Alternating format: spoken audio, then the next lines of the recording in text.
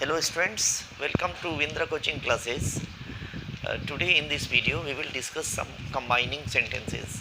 These are very important for board examination and other examination also, and there are 5 questions I have collected, and with answer you will get the answer of these questions in the description box. You watch this video till the end, and if you have any question like this, please send write in the comment box. I will try to give you the answer.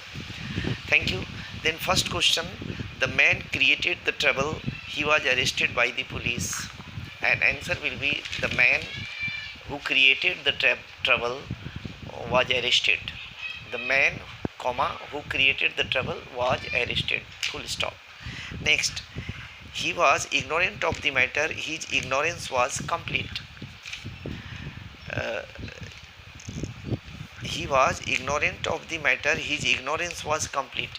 Then answer will be he was in the complete ignorance of the matter. He was in the complete ignorance of the matter. थोड़ा ये difficult है. He was in the complete ignorance of the matter, ये होगा. दूसरा है where does he live, do you know it. इसमें एक प्रश्न जो है where do you know, where does he live, ये WH क्वेश्चन है, और दूसरा क्वेश्चन है do you know it, ये yes no क्वेश्चन है. तो ऐसे प्रश्नों को जब हम कंबाइन करते हैं तो yes no क्वेश्चन को आगे कर देते हैं और WH क्वेश्चन को हम एफर्मेटिव में बदल देते हैं. फिर साइन ऑफ इंटरोगेशन ही लगता है प्रश्न में, सेंटेंस के उत्तर में. तो आंसर होगा do you know where he lives. Do you know where he lives, sign of interrogation. WH question affirmative हो गया, जिसको वेयर डज ही लिव नहीं लिख के वेयर ही लिव्स लिख रहे हैं. Do you know where he lives. ठीक है. नेक्स्ट क्वेश्चन है he was poor he was honest. Contradictory thing है यहाँ पर, परस्पर विरोधी बातें हैं. गरीब है, ऑनेस्ट है, ऐसा माना जाता है, ऐसा होता नहीं है कि गरीब लोग ऑनेस्ट नहीं होते हैं इसलिए गरीब होते हैं.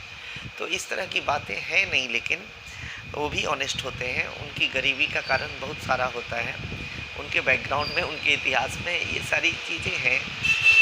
He was poor he was honest. Though he was poor he was honest. एक तो ये से हो गया दो, और though he was poor, yet he was honest. Though THOUGH, though he was poor, yet he was honest. एक तो ये हो गया.